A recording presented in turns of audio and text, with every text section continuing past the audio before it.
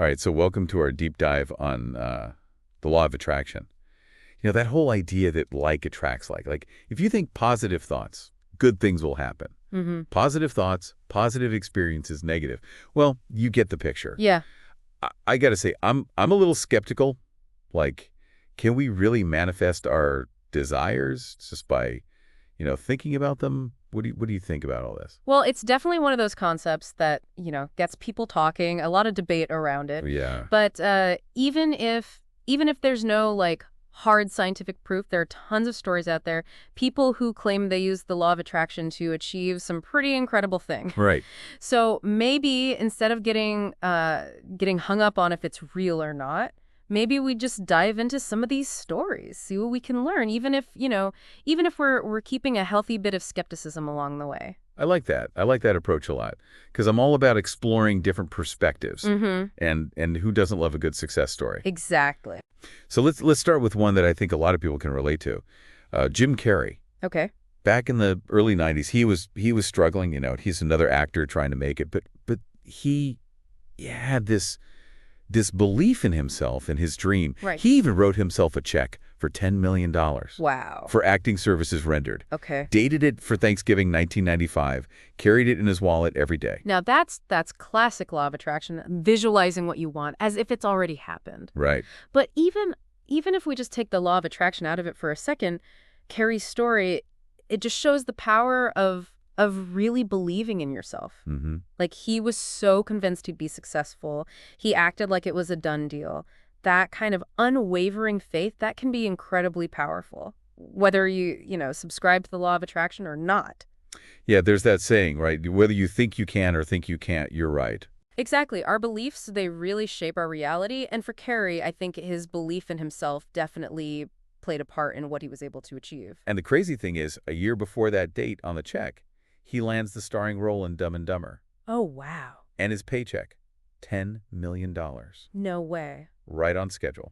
Now, some people, they might say, oh, that's just coincidence, but you got to admit that kind of synchronicity, it makes you wonder. It does. It really does. But before we all run off and start visualizing winning the lottery, I think it's important to point out the law of attraction. It's not just about, money and material things. Right. It can be applied to any area of life where you want to see positive change. Absolutely. And that brings us to another story, a woman who overcame incredible hardship to achieve incredible success, Oprah Winfrey. Oprah's story, man, it is truly inspiring. She talked about using those law of attraction principles to overcome a really difficult childhood, and she's created this life that I don't think anyone could have predicted. Right. And one of the things she really emphasizes is gratitude. Hmm. Even when she was going through tough times, she focused on what she was thankful for. That focus on gratitude, it's a core part of the law of attraction. The idea is that by appreciating what we already have, it creates a more positive mindset, which then draws in more good things. So it's like we're sending out a signal, hey, universe, I'm ready for more good stuff. Exactly. And that good stuff, it doesn't have to be, just money. It could be better health, stronger relationships, even just a greater sense of peace. Yeah, absolutely. Okay, so we've seen how the laws of attraction can be applied to like material success and personal growth. But what about people who are really struggling? Like, can this actually help them create a better life? Well, that's where it gets a little more complicated because we don't want to oversimplify things. Like if someone's not successful, it doesn't automatically mean they're not thinking positive thoughts, right? Life's way more complex than that. There are all sorts of, systemic issues, external factors, challenges that get in the way of creating the life we want. So it's not just as simple as like a magic bullet solution. Definitely not. It's more about shifting our mindset and taking action. And while the law of attraction might not solve every problem, it can give us a framework for creating positive change even when things are tough. Okay, I see what you're saying. So let's talk about someone who did just that. Sarah Centrella, she was a single mom, really struggling to make ends meet. And she used the law of attraction to completely turn her life around. Really? Yeah. She started visualizing her dream life, writing down her goals, practicing gratitude. And within a few years, she became a successful author, speaker, coach, helping others do the same thing. Wow, that's amazing. Sarah's story is a perfect example of how the law of attraction can be so empowering. Recognizing that we do have the power to create a better future, even when things seem bleak. Yeah, like she took control and rewrote her own story. It's pretty inspiring. It really is. It shows that No matter where we're starting from, we have the potential to create something extraordinary. And tapping into our mindset, aligning our thoughts and actions, it just might amplify that potential. Okay, are you ready for a story that's a little mind-boggling? I think so. This one involves vision boards. You know, those collages with images and affirmations that represent your goal. Oh yeah. Yeah, vision boards, they're a popular technique. It's all about making your desires tangible. Giving them a visual form. Helps you focus your energy, attract what you want. Right. So John Assaraf, you might know him from The Secret, he had this dream house in mind. Okay. Knew exactly what he wanted, the layout, the location, everything. Uh-huh. So he puts this dream house on his vision board, and he visualizes himself living there. All right. Years go by. He moves into a new house. And as he's unpacking, he realizes it's the exact house from his vision board, What? down to the smallest details. Now that's quite a coincidence.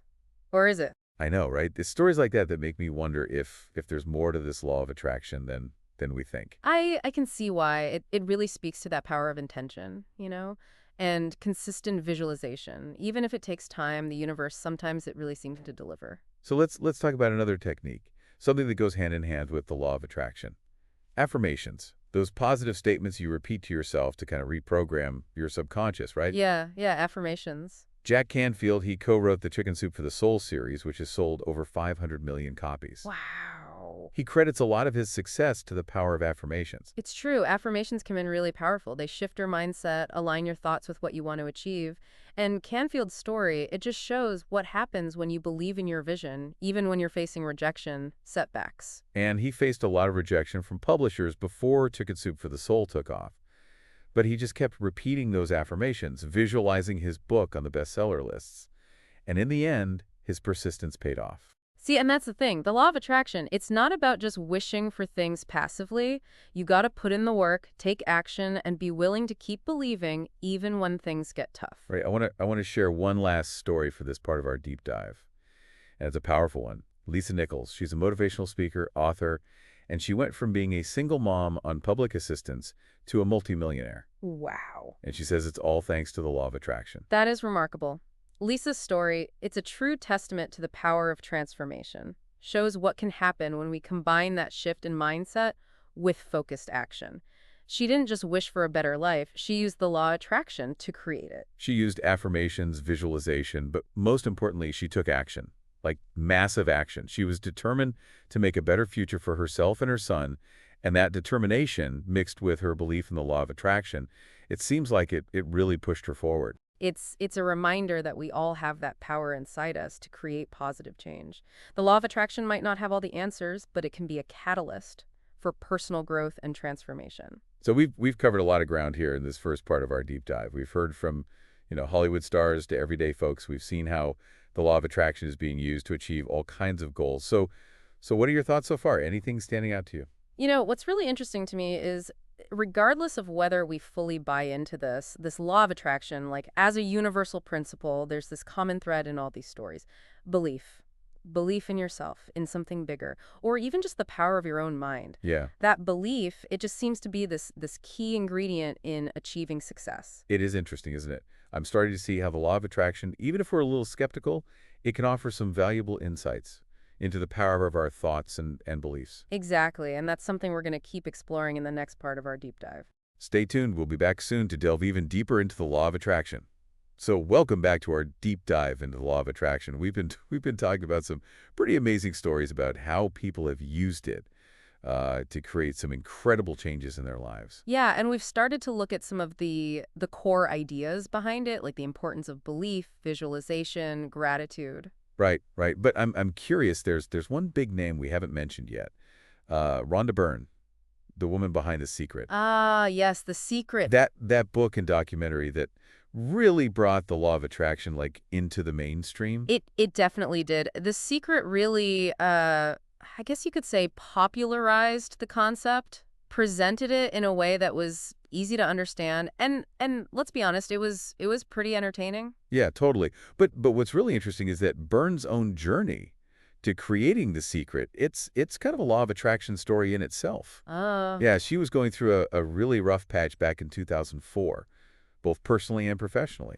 It's funny how those kind of transformative experiences, they often seem to come out of out of difficult times, right? Like challenges can sometimes lead to these huge shifts in how we see things. Absolutely. So Byrne, she starts digging into all these old texts, spiritual writings, and she realizes that successful people throughout history, they've been using these law of attraction principles all along. So like she discovered this hidden wisdom that had been there the whole time. Exactly. And that's what pushed her to create The Secret. She wanted to share this knowledge, empower people to create the lives they wanted. And she did. It became a global phenomenon. I mean, The Secret got people talking about the power of our thoughts and beliefs in a big way. Yeah, it really did. But here's a question I've been thinking about. We've been focusing on all these success stories. But what about the people for whom the law of attraction, like, it doesn't seem to work? That's a really important point. We have to acknowledge that the law of attraction, it's not a magic wand. It doesn't just grant wishes without any effort or guarantee everyone will be successful. There's so much more to it than that. So it's not about just sitting on the couch, visualizing $1 million and waiting for it to show up. Definitely not. Visualization and belief are important, sure. But action is crucial. You've got to be willing to put in the work, take steps towards your goals, and sometimes that even means making tough choices, sacrifices. The law of attraction might help you find the right opportunities, but it's still up to you to take them. That makes sense. So it's not about just waiting for the universe to hand things to you. It's about actively creating the life you want. But I'm still a little unclear on the whole attraction part. Like, what is it that's actually being attracted? Are things really just gonna like magically appear in our lives? Well, it's not so much about things being attracted. It's more about us and becoming a vibrational match for what we want. Remember that principle, like attracts like. Yeah, but that's always sounded a bit, I don't know, simplistic to me. Think about it this way. If you're always stressed, negative, focused on what you don't have, you're putting out a certain energy. And that energy is probably going to attract more of the same. So if I'm walking around feeling like a failure, thinking I'll never get that promotion, I'm actually like pushing that promotion further away. It's not so much about pushing it away as it is about not being in alignment with it. If you're focused on the negative, you're not vibrating at the same frequency as that promotion. On the other hand, if you focus on feeling good, being grateful, taking action, you're raising your vibration to a level that matches your goals. You're basically becoming a magnet for the things you want. Okay, yeah, that's starting to make more sense. But I got to be honest, some of this can sound a little out there. How do we know it's not just the placebo effect? Like, if I believe hard enough that something's going to happen, maybe I'm just tricking myself into seeing things that confirm what I already believe. That's a valid point. There's definitely a lot of debate about, the scientific proof behind the law of attraction. And some people do say it's just confirmation bias. We see and focus on the things that back up our beliefs and ignore the things that don't. So if I'm constantly thinking about getting that promotion, I'm more likely to notice opportunities that could lead to it, even if those opportunities were always there. Right. And we might also give the law of attraction credit for successes, even if other things played a part, like hard work, talent, even just luck. It's good to be aware of that. So where does that leave us? Is the law of attraction just like positive thinking mumbo jumbo? I wouldn't say that. Even if we put aside the more metaphysical stuff, there's real power in the psychology behind it. Like what? What do you mean? Well, for one, studies have shown that practicing gratitude can actually improve our mood and well-being. It can lower stress, help us sleep better, even boost our immune systems. And setting clear goals, taking action, those are proven strategies for success, no matter what you're trying to achieve. These things work, whether you believe in the law of attraction or not. So even if the universe isn't like rearranging itself to give us what we want, these techniques can still have a real effect on our lives. Absolutely. The law of attraction might not be a perfect formula, but it does give us a framework for thinking more positively, taking control of our lives, and creating the reality we want. I like that. It takes the pressure off this idea of manifesting and brings it back to the power of our own thoughts and actions. Exactly. It's about empowering ourselves, taking responsibility, and aligning our inner world with our outer world, creating a reality that matches our deepest desires. Okay, so let's say I'm intrigued by all this and I want to try applying some of these principles. Where do I even begin? There are so many different techniques and practices associated with the law of attraction. It's about finding what works for you, experimenting a little. Do you have any tips for someone just starting out? Like, what are some of the first steps they could take? One of the simplest and most effective things you can do is practice gratitude. We've talked about it already. Take a few minutes each day to appreciate the good things in your life, no matter how small.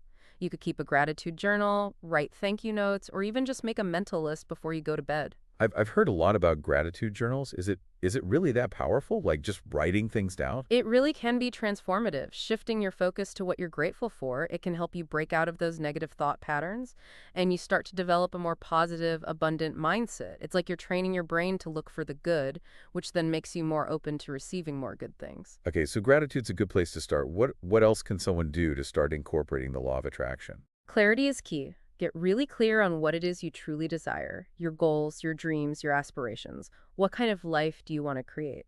Write it down, make a vision board, or just spend some time each day visualizing yourself living that life in as much detail as you can. And what about affirmations? We talked about those earlier with Jack Canfield. How do I make affirmations that actually work? Are there specific words I should use or a certain way to phrase them? Affirmations work best when they're in the present tense, like you're already experiencing what you want. So instead of saying, I want to be healthy, you'd say, I am healthy, vibrant, and full of energy. You're basically embodying the feeling of already having what you desire. So it's about aligning our energy with the outcome instead of focusing on the lack of it. Exactly. And don't forget, repetition is key. The more you repeat your affirmations, the more they sink into your subconscious and start to change your beliefs. Like planting seeds in your mind and then watering them with constant repetition. This is fascinating stuff. Really makes you think about the power of our minds. It does, doesn't it? And the more we understand these principles, the more we can use them to create positive change. Okay, one last question before we wrap up this part of our deep dive. We've talked a lot about the individual benefits of the law of attraction, but what about its impact on the world as a whole? If more people started using these principles, could it lead to a better world? That's a really interesting thought. Imagine if more people focused on love, compassion, kindness, abundance. It's a beautiful vision. It is.